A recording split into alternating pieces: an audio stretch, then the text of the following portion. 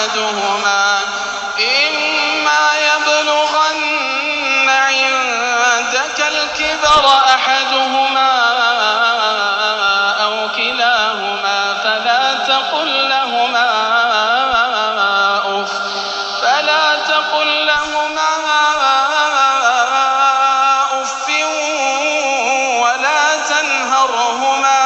ولا تنهرهما وقل لهما قولا كريما واخفض لهما جناح الذل من الرحمة واخفض لهما جناح الذل من الرحمة واخفض لهما جناح الذل من الرحمة وقل رب ارحمهما كما ربياني وقل رب ارحمهما كما ربياني صغيرا. أعوذ بالله من شرور أنفسنا وسيئات أعمالنا من يهده الله فلا مضل له ومن يضلل فلا هادي له وأشهد أن لا إله إلا الله وحده لا شريك له وأشهد أن محمدًا عبده ورسوله أرسله بالحق بشيرا ونذيرا. أما بعد فإن أحسن الحديث كتاب الله وخير الهدي هدي محمد صلى الله عليه وسلم وشر الأمور محدثاتها وكل محدثة بدعة وكل بدعة ضلالة وكل ضلالة في النار. يا أيها الذين آمنوا اتقوا الله حق تقاته ولا تموتن إلا وأنتم مسلمون. الله الذي تساءلون به والأرحام إن الله كان عليكم رقيبا. يا أيها الذين آمنوا اتقوا الله وقولوا قولا سديدا يصلح لكم أعمالكم ويغفر لكم ذنوبكم ومن يطع الله ورسوله فقد فاز فوزا عظيما. أما بعد،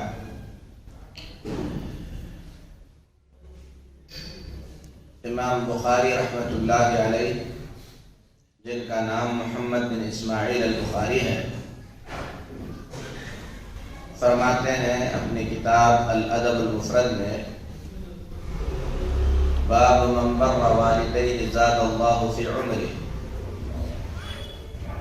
اس مسئلے کا بیان کہ جو شخص اپنے والدین کے ساتھ اچھا برتاؤ کرتا ہے اللہ تعالیٰ اس کی عمر میں برکت عطا فرماتا ہے، اس کی عمر زیادہ کرتا ہے۔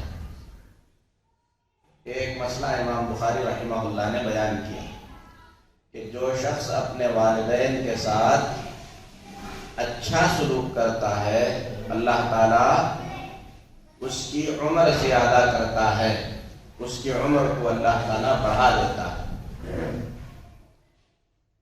اہل علم نے امام بخاری رحمۃ اللہ علیہ کا یہ جو مسئلہ انہوں نے بیان کیا کہ اللہ عمر میں زیادہ کرتا ہے، اس کے دو مطلب بتلائے۔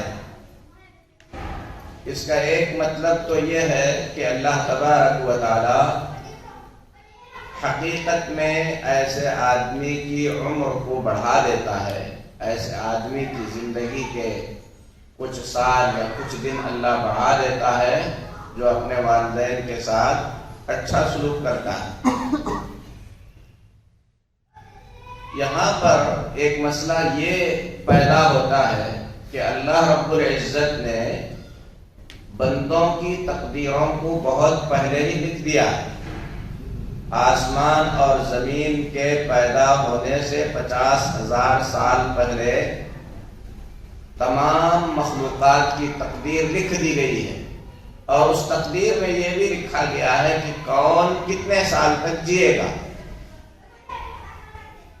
تو اللہ تعالیٰ نے اگر کسی کی زندگی کے 60 سال لکھے ہیں تو وہ 60 سال ہی جیے گا، اور قرآن میں اللہ کا فرمان ہے اذا جاء اجلهم لا يستأخرون ساعة ولا يستقدمون، کہ جب انسان کے موت کا وقت آ جاتا ہے تو ایک لمحے کے لیے بھی وہ آگے پیچھے نہیں ہوتا، یعنی موت جس وقت اللہ نے لکھا ہے اس وقت میں آتی ہے۔ تو لوح محفوظ میں اللہ تعالیٰ نے ساری تفصیلات لکھ دی ہیں کہ فلاں بندے کی عمر 60 سال ہوگی اور اسے ماں باپ کے ساتھ حسن سلوک کرنے کی اللہ توفیق دے گا، جس کی بدولت اس کی عمر اور 10 سال بڑھا دی جائے گی. یہ ساری تفصیلات لوح محفوظ میں لکھ دی گئی ہیں. جو باتیں لوح محفوظ میں لکھی گئی ہیں، انسان جب ماں کے پیٹ میں ہوتا ہے تو اس کی تقدیر دوبارہ جو لوح محفوظ میں لکھی گئی تھی، اس انسان کی پوری زندگی جب وہ ماں کے پیٹ میں ہوتا ہے اس وقت لکھی جاتی ہے. جب جنین یعنی ماں کے پیٹ میں پلنے والے بچے کی عمر 4 مہینے کی ہوتی ہے، اللہ فرشتہ بھیجتا ہے، روح پھونکی جاتی ہے، پھر اس کے بعد اس کی روزی لکھی جاتی ہے، وہ نیک ہوگا یا برا ہوگا وہ لکھا جاتا ہے، پھر اس کی عمر لکھی جاتی ہے. تو اہل علم کہتے ہیں لوح محفوظ میں جو ہے وہ تو کبھی نہیں بدلا جائے گا، لیکن اس کے بعد انسان کی جو تقدیر دنیا میں اتاری جاتی ہے اس کے بارے میں اللہ تعالیٰ نے فرمایا یمحو اللہ ما یشاء ویثبت وعنده الکتاب. اللہ جو چاہتا ہے وہ مٹاتا ہے اور جو چاہتا ہے وہ لکھتا ہے. اللہ کے پاس الکتاب یعنی لوح محفوظ ہے، وہاں پر جو لکھا ہے وہ طے ہے، لیکن ہر سال انسان کی تقدیر لکھی جاتی ہے. لیلۃ القدر میں تقدیریں اتاری جاتی ہیں. اگر کسی کی زندگی میں یہ لکھا گیا ہے کہ اسے اس سال مرنا ہے، اس کی موت لکھی جا چکی اس سال کے حساب سے، لیکن لوح محفوظ میں یہ لکھا گیا تھا کہ والدین کی خدمت کی بدولت اس کی عمر بڑھائی جائے گی، تو اس سال اللہ تبارک و تعالی فرشتوں کو جو بھیجا تھا کہ اس سال اس کی موت ہونی ہے، اسے اللہ تبارک و تعالی بدل دیتا ہے. تو یہ مطلب ہے کہ اللہ تبارک و تعالی عمر میں زیادہ کرتا ہے، یعنی حقیقت میں عمر زیادہ ہو سکتی ہے. ایک مطلب اہل علم نے اس کا یہ بھی بیان کیا کہ عمر جتنی ہے اتنی ہی رہتی ہے، لیکن اللہ تبارک و تعالی اس مختصر سی عمر میں اتنی برکت عطا فرماتا ہے کہ آدمی بڑی عمر کو پہنچ کر کرنے والے کام اس چھوٹی سی عمر میں کر لیتا ہے. کتنے ایسے لوگ ہیں جو مختصر سی زندگی جیے، جیسے امام نووی رحمۃ اللہ علیہ بہت بڑے امام ہیں، 40 سال سے زیادہ انہوں نے عمر نہیں پائی، لیکن انہوں نے جو کتابیں لکھی ہیں، علم کی جو انہوں نے خدمت کی، وہ اتنی زیادہ ہے کہ ایک عام آدمی 100 سال جی کر بھی وہ خدمت نہیں کر سکتا. تو یہ برکت ہے عمر میں جو اللہ تبارک و تعالیٰ نے ان کی نیکی، ان کی تقوی اور ان کے پرہیزگاری کی وجہ سے عطا کیا. اسی طریقے سے امام ابن القیم ہیں، امام ابن تیمیہ ہیں، اللہ تعالیٰ نے ان کی عمروں میں برکت عطا کیا. جیلوں میں رہے لیکن وہاں پر بھی ان کی عمر ضائع نہیں ہوئی. لکھنے کے لیے ان کے پاس کاغذ اور قلم نہیں تھا تو انہوں نے کوئلے سے جیلوں کی دیواروں پر کتابیں لکھ دی اور بعد والوں نے اسے کتاب کی شکل دے کر لوگوں تک پہنچا دیا. تو یہ برکت ہے جو اللہ تبارک و تعالیٰ کسی کی عمر میں عطا فرماتا ہے، کسی کی عمر میں دیتا ہے. تو امام بخاری رحمہ اللہ فرماتے ہیں من بر والدیہ زاد اللہ فی عمرہ، جو والدین کے ساتھ اچھا سلوک کرتا ہے اللہ تعالیٰ اس کی عمر زیادہ کرتا ہے. تو یہ حقیقی زیادہ کرنا بھی ہو سکتا ہے یا عمر میں اللہ کی جانب سے ایسی برکت ہو سکتی ہے کہ 10-20 سال کے اندر آدمی وہ کام کر گزرتا ہے جو 100 سال جی کر بھی آدمی نہیں کر سکتا. تو بے شک اللہ تبارک و تعالی عمر میں برکت عطا فرماتا ہے. اس سلسلے میں امام بخاری رحمہ اللہ نے ایک حدیث بیان فرمائی. سہل بن معاذ اپنے والد معاذ سے روایت کرتے ہیں کہ اللہ کے نبی صلی اللہ علیہ وسلم نے فرمایا من بر والدیہ طوبی لہ زاد اللہ فی عمرہ، جو شخص اپنے والدین کے ساتھ اچھا سلوک کرتا ہے اس کے لیے طوبی ہے اور اللہ تبارک و تعالی اس کی عمر کو بڑھاتا ہے. تو جو شخص اپنے والدین کے ساتھ اچھا سلوک کرے گا، آخرت میں اللہ تعالیٰ نے اس کے لیے بہت بڑا انعام تو تیار کر رکھا ہے، جنت ہے اس کے لیے، اللہ کی رضامندی ہے اس شخص کے لیے، اللہ خوش ہوتا ہے اس کی اس نیکی سے۔ تو آخرت کے جو تحفے ہیں وہ تو ہیں ہی ہیں، لیکن اللہ تعالیٰ نے اس بڑی نیکی کی دنیا کے اندر بھی کچھ خوبیاں رکھی ہیں۔ اس بڑی نیکی کی بدولت اللہ تبارک و تعالیٰ دنیا میں بھی کچھ ثمرات عطا فرماتا ہے، اور وہ ثمرات کیا ہیں؟ اللہ عمر میں برکت عطا فرماتا ہے۔ تو والدین کی خدمت ایسی نیکیوں میں سے ہے جس کا پھل آپ کو دنیا میں بھی ملے گا، آخرت میں بھی ملے گا۔ کئی نیکیاں ہیں ایسی جس کا پھل اللہ تعالیٰ دنیا میں بھی دیتا ہے اور آخرت میں بھی عطا کرتا ہے۔ تو ان میں سے بڑی نیکی جو ہے والدین کے ساتھ حسن سلوک ہے۔ اور یہ جو حدیث ہے، سہل بن معاذ اپنے والد سے روایت کرتے ہیں کہ نبی پاک صلی اللہ علیہ وسلم نے فرمایا، جو اپنے والدین کے ساتھ اچھا سلوک کرے اس کے لیے طوبہ ہے۔ طوبہ کیا ہے؟ قرآن میں بھی اللہ تعالیٰ نے اس کا ذکر کیا، کئی حدیثوں میں اس کا ذکر ہے، طوبى لهم وحسن مآب۔ طوبہ، اس کے بارے میں احادیث کی روشنی میں اہل علم نے بیان کیا کہ یہ جنت ہے، جنت ہی کو طوبہ کہا گیا ہے۔ اور یہ بھی کہا گیا کہ یہ جنت کے درختوں میں سے ایک درخت ہے، اور اللہ تعالیٰ نے اس درخت کی خصوصیت کی وجہ سے خاص کر کے اس انعام کو بیان کیا۔ اور یہ بھی مطلب ہے کہ طوبہ سے مراد آخرت کا پورا خیر ہے جو اللہ تبارک و تعالیٰ کسی بندے کو عطا کرے گا۔ لیکن یہ حدیث سند کے اعتبار سے صحیح نہیں ہے، ضعیف ہے۔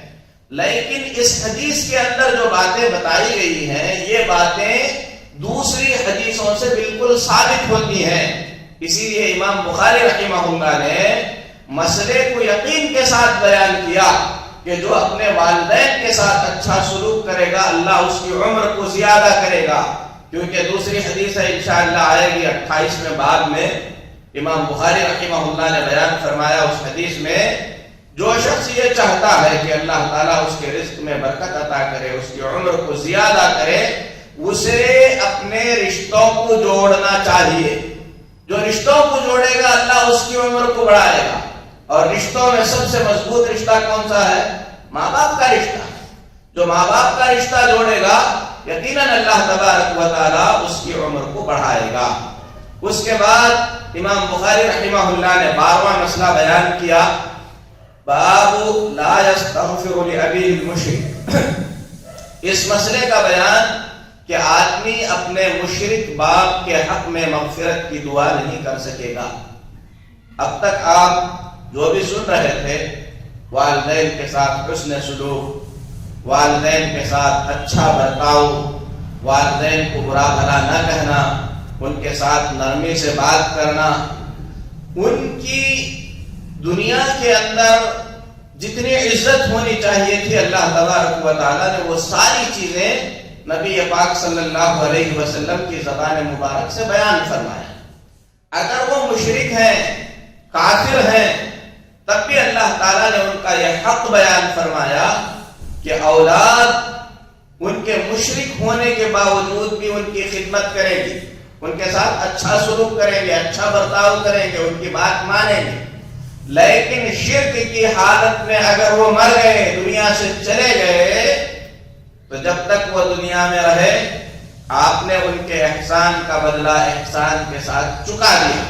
لیکن چونکہ ان کی دشمنی اللہ سے تھی، اسی لیے آپ کو یہ حق نہیں دیا گیا کہ اللہ کے ساتھ ان کی جو دشمنی تھی اس دشمنی کے بیچ آپ واقع ہوں۔ اسی لیے اللہ تبارک و تعالیٰ نے مشرک اور شرک کی حالت میں مرنے والے چاہے کوئی بھی ہو، یہاں تک کہ ماں باپ بھی کیوں نہ ہو، ان کے حق میں مغفرت کی دعا کرنے کی اللہ نے اجازت نہیں دی۔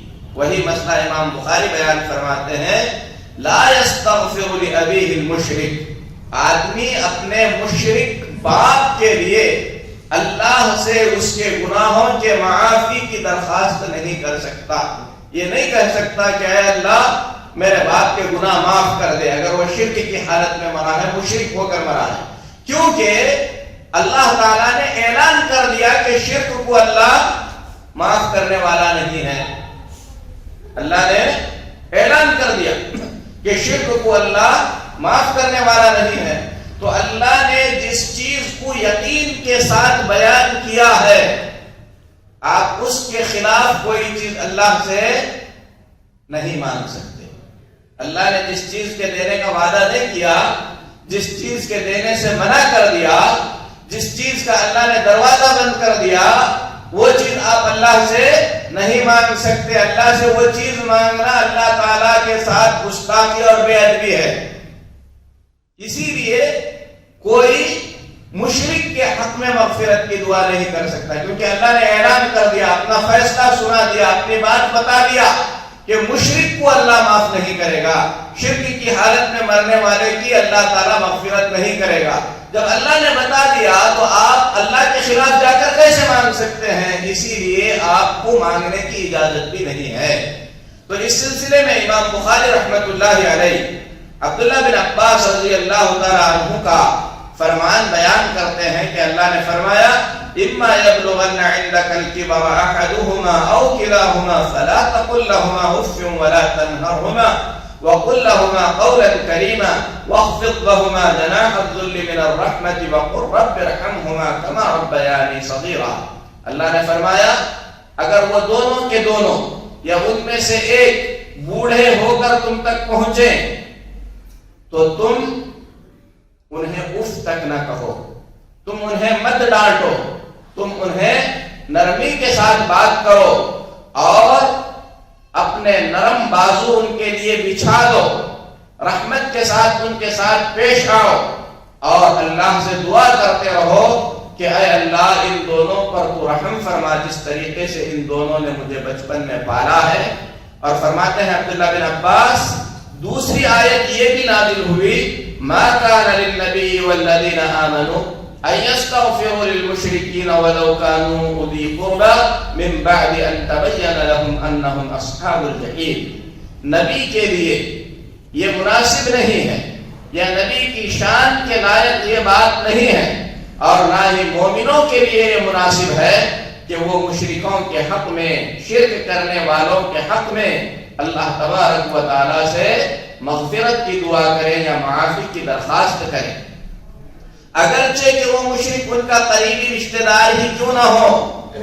یہ بات اللہ نے واضح کر دی ہے کہ وہ جہنمی ہے، یعنی شرک کر کے مر گیا، اللہ کا فیصلہ ہے کہ وہ جہنمی ہے. تو آپ اللہ نے جو فیصلہ کیا اس فیصلے کے خلاف نہیں جا سکتے، اس فیصلے کے خلاف آپ درخواست بھی نہیں کر سکتے. تو ابن عباس رضی اللہ تعالیٰ عنہ فرماتے ہیں دوسری آیت پہلی جو آیت ہے اس آیت کو واضح کرتی ہے. پہلی آیت میں اللہ تعالیٰ نے یہ بات بیان فرمائی کہ انہیں مت ڈانٹو، اف تک نہ کہو، ان کے لیے دعا کرو رب ارحمہما کما ربیانی صغیرا. اے اللہ جس طریقے سے بچپن میں انہوں نے مجھے پالا تو ان پر رحم فرما. تو یہاں پر اللہ نے تمام والدین کے بارے میں فرمایا، چاہے مشرک ہو چاہے غیر مشرک نہ ہو. لیکن دوسری آیت میں اللہ تبارک و تعالیٰ نے مشرکین کے بارے میں خاص فرمان نازل فرمایا کہ اگر وہ مشرک ہوں تو ان کے حق میں آپ مغفرت کی دعا نہیں کر سکتے. پھر اس کے بعد امام بخاری رحمہ اللہ فوراً دوسرا مسئلہ بیان کرتے ہیں بر الوالد المشرک. مشرک باپ کے ساتھ، شرک کرنے والے باپ کے ساتھ، یہاں تک کہ کافر بھی ہو اس کے ساتھ اچھا سلوک کرنا. ایک مسئلہ ہے مرنے کے بعد مغفرت کی دعا کرنا، وہ تو جائز نہیں ہے، آپ نہیں کر سکتے. لیکن زندہ ہے اس وقت تک آپ مشرک ہے یہ کہہ کر اس کی نافرمانی بھی نہیں کر سکتے، بے ادبی نہیں کر سکتے، گستاخی نہیں کر سکتے.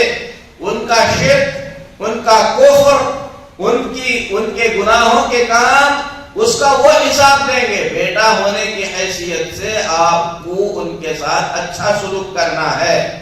اور اس سلسلے میں امام بخاری رحمۃ اللہ علیہ نے حضرت سعد بن ابی وقاص رضی اللہ تعالی عنہ کا قصہ بیان کیا ہے. سعد بن ابی وقاص رضی اللہ تعالیٰ عنہ کون ہیں؟ خطبہ جمعہ میں بیان کیا گیا تھا کہ سعد بن ابی وقاص یہ ان صحابہ میں سے ہیں جنہوں نے اسلام کے ایک دم شروع میں اسلام قبول کیا تھا. یعنی اسلام کی دعوت ابھی شروع ہوئی تھی، پہلا ہفتہ، پہلے ہی کچھ دنوں میں اللہ کے نبی صلی اللہ علیہ وسلم نے جب چھپ چھپ کر صحابہ کو دعوت دی تو اسلام قبول کرنے والوں میں سے کون تھے؟ حضرت سعد بن ابی وقاص رضی اللہ تعالیٰ عنہ. اور یہ کس کی تبلیغ سے مسلمان ہوئے تھے؟ ابو بکر صدیق رضی اللہ تعالیٰ عنہ کی تبلیغ سے مسلمان ہوئے تھے. فرماتے ہیں نزلت فی 4 آیات من کتاب اللہ. سعد بن ابی وقاص رضی اللہ تعالیٰ عنہ فرماتے ہیں میری وجہ سے یا میرے واقعات کی وجہ سے، میرے ساتھ ہونے والے حادثات کی وجہ سے قرآن کی 4 آیتیں نازل ہوئی ہیں. سعد بن ابی وقاص فرماتے ہیں میرے حادثوں کی وجہ سے، میرے واقعات کی وجہ سے، میرے حالات کی وجہ سے اللہ نے قرآن کی 4 آیتیں نازل فرمائی. پہلی آیت کون سی ہے اور کیوں نازل ہوئی؟ فرماتے ہیں کانت امی حلفت اللہ تأکل ولا تشرب حتی افارق محمدا. میری ماں نے قسم کھا لی تھی، میری ماں قسم اٹھائی تھی کہ وہ کھانا نہیں کھائے گی، پانی نہیں پیے گی یہاں تک کہ میں محمد صلی اللہ علیہ وسلم کا ساتھ نہ چھوڑ دوں. شروع میں مسلمان ہوئے. پہلے لوگوں نے چیز کو بڑی معمولی سمجھا کہ کچھ لوگ ایسے ہی کریں گے اس کے بعد سب ختم ہو جائے گا. لیکن جب اسلام کی دعوت تیزی کے ساتھ بڑھنے لگی تو مشرکین نے اسلام کی تبلیغ کو روکنے کے کئی طریقے اختیار کیے. ان میں سے رشتہ داروں کی یہ ہٹ دھرمیاں بھی تھیں. ماں سعد بن ابی وقاص کی قسم کھا لی کہ میں کھانا نہیں کھاؤں گی، پانی نہیں پیوں گی یہاں تک کہ تم محمد صلی اللہ علیہ وسلم کا ساتھ نہ چھوڑ دو، اسلام نہ چھوڑ دو. اور بعض روایات میں ہے کہ ان کی ماں نے قرآن سے دلیل بھی دی سعد بن ابی وقاص کو. کہا کہ تو سمجھتا ہے کہ تیرے نبی پر یہ آیتیں اتری ہیں کہ اپنے والدین کے ساتھ اچھا سلوک کرنا ہے، اور میں تیری ماں ہوں، تجھے حکم دیتی ہوں کہ تو محمد کا دین چھوڑ دے. اگر نہیں چھوڑے گا تو اس وقت تک نہیں کھاؤں گی، اس وقت تک نہیں پیوں گی جب تک کہ تو محمد کا دین نہیں چھوڑ دے گا. تو اللہ تعالیٰ نے آیت نازل فرمائی وَإِن جَاهَدَاكَ عَلَىٰ أَن تُشْرِكَ بِي مَا لَيْسَ لَكَ بِهِ عِلْمٌ فَلَا تُطِعْهُمَا وَصَاحِبْهُمَا فِي الدُّنْيَا مَعْرُوفًا. اگر وہ دونوں پوری کوشش میں لگ جائیں، جاہداکا، جاہدا کا مطلب ہے بہت کوشش کریں، پورا زور لگائیں اس کام کے لیے کہ تو اللہ کے ساتھ شرک کرنے لگے جس کا تجھے علم نہیں ہے، فلا تطعهما، تو ان دونوں کی بات مت مان. اللہ نے اپنے بندوں کو حکم دیا اگر تمہارے ماں باپ پورا زور لگا کر تمہیں شرک کی طرف لے جانا چاہیں فلا تطعهما، تم ان کی بات مت مانو. وصاحبهما فی الدنیا معروفا، اور ساتھ ہی اللہ نے یہ بھی بیان فرمایا اس کا مطلب یہ نہیں کہ تم ان کے دشمن بن جاؤ. اللہ نے کہا دنیا کے اندر ان کے ساتھ اچھے سے پیش آؤ. یہ میزان ہے. ماں باپ کے ساتھ آدمی کا سب سے بڑا اختلاف کیا ہو سکتا ہے؟ دین کا اختلاف. اللہ کا دشمن ہے کسی کا باپ، اللہ کی دشمن ہے کسی کی ماں، تو اللہ تعالیٰ نے فرمایا اس مسئلے میں صرف ان کی بات نہیں ماننی ہے، اس کے علاوہ دنیا کے معاملات میں بات ماننی ہی ماننی ہے. اب اس سے بڑا اختلاف ماں باپ کے ساتھ آدمی کا کیا ہو سکتا ہے؟ سارے اختلافات، ساری مصلحتیں، ساری مجبوریاں اس مجبوری کے نیچے ہیں. اسی لیے ماں باپ کیسے بھی ہوں، ظالم ہوں، شرابی ہوں، جاہل ہوں، لوگوں پر ظلم کرتے ہوں، اللہ کے ساتھ ظلم کرتے ہوں، آپ کو اس میں اس کو دلیل بنا کر ان کی نافرمانی کرنے کی اجازت دین میں نہیں ہے. وہ ان کا پرسنل معاملہ ہے، آپ ان کو ان کے حال پر چھوڑیں. آپ دنیاوی معاملات کے اندر ان کے ساتھ اچھا سلوک کریں، اچھا برتاؤ کریں، یہ اللہ کا حکم ہے۔ یہاں تک کہ شرک کر رہے ہیں، آپ کو شرک کرنے پر مجبور کر رہے ہیں، تب بھی آپ کو صرف اس ایک مسئلے میں ان کی بات نہیں ماننی ہے، اور دنیا کے معاملات کے اندر ان کے ساتھ اچھا سلوک، اچھا برتاؤ آپ کو کرتے ہی رکھنا ہے۔ تو یہ پہلی آیت نازل ہوئی۔ اس کے بعد فرماتے ہیں والثانیہ، دوسری آیت یہ نازل ہوئی انی کنت اخذت سیفا اعجبنی، میں ایک تلوار مجھے پسند آ گئی، مال غنیمت میں سے اٹھا لیا۔ فقلت یا رسول اللہ هب لی ھذا، میں نے اللہ کے نبی سے آ کر اجازت مانگی، کہا اے اللہ کے نبی یہ تلوار مجھے پسند آ گئی ہے، آپ مجھے دے دیجیے۔ کون ہے تلوار پوچھنے والے؟ سعد بن ابی وقاص، شروع میں اسلام قبول کرنے والے، اپنا گھر چھوڑ دیے ایمان کے لیے، ماں کی قربانی دے دیے ایمان کے لیے، ہجرت کر کے آ گئے، بدر میں شریک ہوئے، احد میں شریک ہوئے، جنگیں کیے اللہ کے نبی صلی اللہ علیہ وسلم کے ساتھ، دین کے لیے اپنا سب کچھ لٹا دیا، اور جنگ کرنے کے بعد دشمنوں کو مار کر بھگا دیے، اور کیا مانگ رہے ہیں؟ ایک تلوار جو انہیں پسند آئی ہے، ایک تلوار صرف جو انہیں پسند آئی ہے، وہ بھی کس لیے مانگ رہے ہیں؟ آگے جہاد کے لیے، اور بغیر بولے کے لیے بھی نہیں، لا کر اللہ کے نبی سے اجازت مانگتے ہیں، کہتے ہیں یہ آپ مجھے دے دیجئے۔ تو اللہ نے آیت نازل فرمائی یسألونک عن الانفال قل الانفال للہ والرسول، اے نبی صلی اللہ علیہ وسلم، لوگ آپ سے مال غنیمت کے بارے میں پوچھتے ہیں تو بتا دیجئے یہ لوگوں کا حق نہیں ہے، یہ اللہ کا اور اللہ کے رسول صلی اللہ علیہ وسلم کا حق ہے۔ تو مال غنیمت میں سے چوری یہ کبیرہ گناہوں میں سے ایک گناہ ہے، اور اللہ کے نبی صلی اللہ علیہ وسلم اس کے معاملے میں بڑے سخت تھے۔ ایک صحابی جنگ میں شریک رہے، بہت محنت کی جنگ میں، یہاں تک کہ دشمن کا تیر لگ کر شہید بھی ہو گئے۔ صحابہ نے جنت کی بشارت دی، کہا کہ اسے جنت مبارک ہو۔ اللہ کے نبی صلی اللہ علیہ وسلم نے فرمایا ایسے مت کہو، فلان جنگ میں اس نے جو چادر اٹھائی تھی وہ چادر آگ بن کر آج اس پر بھڑک رہی ہے۔ تو اللہ کا مال، اللہ کے رسول صلی اللہ علیہ وسلم کا مال، دین اسلام کا مال، عام مسلمانوں کی منفعت کا مال اتنی آسان چیز نہیں ہے، اس میں آدمی کو حد درجے احتیاط کی ضرورت ہے۔ تو اللہ تعالیٰ نے اجازت نہیں دی۔ تیسری آیت فرماتے ہیں وَالثَّالِثَ أَنِّي مَرِضْتُ فَأَتَانِي رَسُولُ اللَّهِ صلی اللہ علیہ وسلم، تیسری آیت یہ اتری کہ میں بیمار ہوا اور میں اللہ کے رسول صلی اللہ علیہ وسلم میری عیادت کے لیے آئے۔ میں نے اللہ کے نبی صلی اللہ علیہ وسلم سے کہا اے اللہ کے رسول صلی اللہ علیہ وسلم، میں بیمار ہو چکا ہوں، میں چاہتا ہوں کہ اپنا مال تقسیم کروں، کیا مجھے اس بات کی اجازت ہے کہ میں اپنا آدھا مال اپنے موت کے بعد دوسروں کے نام کر دوں، کہ میرا آدھا مال میرے رشتہ داروں میں تقسیم ہوگا، باقی آدھا اللہ کے راستے میں صدقہ کر دوں گا، کیا ایسا کر سکتا ہوں؟ آپ نے فرمایا لا، ایسا نہیں کر سکتا، مال ہمارا ہے، ہم نے کمایا ہے، لیکن یہ مال اللہ کا دیا ہوا ہے، اس مال کے کچھ احکام ہیں جن احکام کو چھوڑ کر ہم نہیں جا سکتے، یہ نہیں کہہ سکتے کہ مال میرا ہے میں جیسا چاہے کروں۔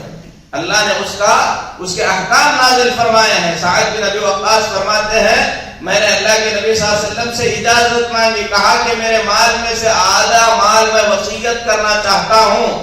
اللہ کے نبی نے کہا کہ نہیں کر سکتے۔ میں نے کہا الثلث، اے اللہ کے نبی صلی اللہ علیہ وسلم اپنے مال میں سے 1/3 یعنی 3 حصے کر کے 1 حصہ صدقہ کر دوں، اس کی اجازت ہے؟ اللہ کے نبی صلی اللہ علیہ وسلم اس پر خاموش رہے۔ پھر اس کے بعد 1/3 مال کی وصیت جائز قرار دی گئی، یعنی اگر کوئی آدمی اپنی موت کے بعد اپنا پورا مال اللہ کے راستے میں دینا چاہتا ہے وہ جائز نہیں ہے، کیونکہ ایسا کرنے سے اس کے وارث داروں پر ظلم ہوگا، نقصان ہوگا ان کا۔ اللہ تعالیٰ ان کا ظلم اور ان کو نقصان نہیں پہنچانا چاہتا۔ آدمی زیادہ سے زیادہ اپنا 1/3 مال صدقہ کر سکتا ہے، دے سکتا ہے۔ پھر اس کے بعد فرماتے ہیں 4تھی آیت یہ نازل ہوئی کہ میں انصار کے ساتھ مل کر شراب پی لیا، شراب کی محفل، اور یہ اس وقت کی بات ہے جبکہ ابھی شراب حرام نہیں ہوئی تھی، اور یہ مدینے کا واقعہ۔ مدینے میں پہنچنے کے بعد انصاریوں کے ساتھ مل کر میں نے شراب پی لی۔ فضرب رجل منهم انفی برحا جمل، تو انصاریوں میں سے ایک انصاری نے اونٹ کے جبڑے کی جو ہڈی ہوتی ہے اس ہڈی سے میری ناک پر مار دیا۔ کون تھے صحابہ، انصار، مہاجرین، کیسا بھائی چارہ ہے سب جانتے ہیں۔ جب آئے تو عبد الرحمن بن عوف کے بھائی نے عبد الرحمن بن عوف سے کہا میرے 2 باغ ہیں، ایک تم لے لو ایک میں لے لوں گا، میری 2 بیویاں ہیں جو خوبصورت ہے اسے پسند کر لو، میں طلاق دے دوں گا، تم نکاح کر لینا۔ اتنی بڑی قربانیاں لینے والے، لیکن شراب پینے کے بعد حال کیا ہوا؟ سعد بن ابی وقاص فرماتے ہیں شراب کے نشے میں انصاری نے مجھے ہڈی سے مارا جس سے میری ناک پھٹ گئی۔ میں اللہ کے نبی صلی اللہ علیہ وسلم کے پاس شکایت لے کر پہنچا تو اللہ تعالیٰ نے شراب کے حرام ہونے کی آیتیں نازل فرمائی۔ تو یہ 4 واقعات سعد بن ابی وقاص کہتے ہیں میری وجہ سے ہوئے۔ شراب حرام ہوئی، مال میں سے 1/3 مال کی وصیت کی اجازت ملی، مال غنیمت میں سے کچھ بھی کسی کو نہ دیا جائے یہ حکم میری وجہ سے اترا، اور جس کے لیے امام بخاری نے یہاں حدیث بیان فرمائی وہ مسئلہ ہے کہ والدین اگر مشرک ہیں، کافر ہیں، تو ان کے ساتھ دنیاوی معاملات میں اچھا سلوک کریں گے، لیکن اگر وہ شرک کی دعوت دیتے ہیں، یہاں تک کے لیے اس کے لیے مجبور ہوتے ہیں، یہاں تک کہ اس کے لیے وہ اپنی جان بھی دینا چاہتے ہیں، تو اس کی پرواہ کرنے کی ضرورت نہیں ہے، کیونکہ اللہ تبارک و تعالیٰ نے اس چیز سے منع کیا ہے۔ اور اسی میں 2 اور حدیثیں ہیں، سرسری طور پر ہم حدیثیں پڑھ کر جو ہے اس مسئلے کو بیان کر لیتے ہیں۔ فرماتے ہیں امام بخاری رحمہ اللہ، اسماء بنت ابی بکر صدیق رضی اللہ تعالی عنہ بیان فرماتی ہیں اتتنی امی راغبہ، میری ماں میرے پاس رغبت کے ساتھ آئی، یعنی مشرکہ تھی، اس خواہش سے آئی کہ میں ان کے ساتھ کچھ اچھا سلوک کروں۔ اللہ کے نبی صلی اللہ علیہ وسلم کے عہد مبارک میں نے اللہ کے نبی صلی اللہ علیہ وسلم سے پوچھا کہ کیا میں اپنی ماں کے ساتھ اچھا سلوک کر سکتی ہوں؟ آپ نے فرمایا کہ ہاں۔ اور ابن عیینہ فرماتے ہیں اللہ تعالیٰ نے یہ آیت نازل فرمائی لا ینہاکم اللہ عن الذین لم یقاتلوکم فی الدین ولم یخرجوکم، اللہ تبارک و تعالیٰ تمہیں اس بات سے منع نہیں کرتا کہ جن لوگوں نے تمہارے ساتھ جنگ نہیں کی ہے اور جو تم کو تمہارے گھر سے نہیں نکالے ہیں ان کے ساتھ اچھا سلوک کرو۔ یہاں ایک بڑا مسئلہ ہے جسے سمجھنے کی ضرورت ہے۔ ہم سارے مشرکین کو ایک نظر سے نہیں دیکھ سکتے۔ آج ہمارا مسئلہ کیا ہے؟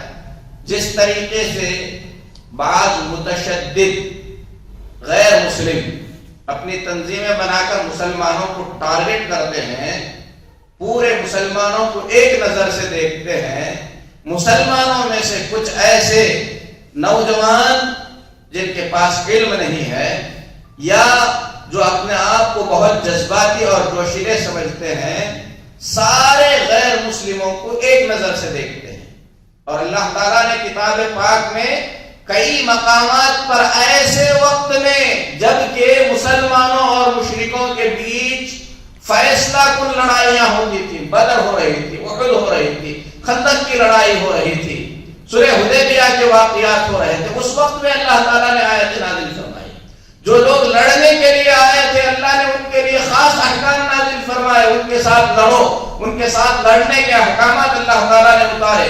لیکن جو غیر مسلم مسلمانوں کے ساتھ لڑتا نہیں ہے، وہ اپنی زندگی میں مست ہے، اسے دین کے لیے تلوار اٹھانے کا شوق نہیں ہے، ایسے مشرکوں کے بارے میں اللہ نے خاص قوانین نازل فرمائے۔ کہا کہ جو تم سے لڑتے نہیں ہیں، جو تم کو ستاتے نہیں ہیں، جو تمہارے گھر سے نکلنے پر تمہیں مجبور نہیں کرتے ہیں، اللہ تبارک و تعالی ان کے ساتھ اچھا برتاؤ کرنے سے تمہیں منع نہیں کرتا ہے، تم ان کے ساتھ اچھا سلوک کرو، اچھا برتاؤ کرو۔ تو سب کو ایک ہی لاٹھی سے ہانکنا یہ شریعت کے خلاف ہے۔ تو اللہ کے نبی صلی اللہ علیہ وسلم سے اسماء بنت ابو بکر نے کہا میری ماں مشرکہ ہے، اس امید سے آئی ہے کہ میں اس کے ساتھ کچھ اچھا سلوک کروں، کیا مجھے اجازت ہے؟ اللہ کے نبی صلی اللہ علیہ وسلم نے کہا کہ ہاں کر سکتی ہے۔ اسی طریقے سے عمر رضی اللہ تعالیٰ عنہ کو اللہ کے نبی صلی اللہ علیہ وسلم نے ایک ریشم کا کرتا دیا۔ حضرت عمر رضی اللہ تعالیٰ عنہ نے اللہ کے نبی صلی اللہ علیہ وسلم سے کہا کہ اس کے پہننے سے تو آپ نے منع کیا تھا، تو اللہ کے نبی صلی اللہ علیہ وسلم نے فرمایا یہ میں نے تمہیں اس لیے دیا ہے تاکہ تم اسے بیچ دو یا اسے تم اپنے کسی اور رشتہ دار کو پہنا دو۔ اس حدیث کو بیان کر کے امام بخاری رحمہ اللہ یہ بیان کرنا چاہتے ہیں کہ ریشم مسلمان کے لیے تو جائز نہیں ہے، غیر مسلم اگر کسی کا کوئی بھائی ہے یا دوسرا رشتہ دار ہے، اس کی رشتہ داری کو برقرار رکھنے کے لیے، باقی رکھنے کے لیے یا اس کے ساتھ حسن سلوک کرنے کے لیے آدمی ایسی چیزیں جسے وہ استعمال نہیں کر سکتا دے سکتا ہے۔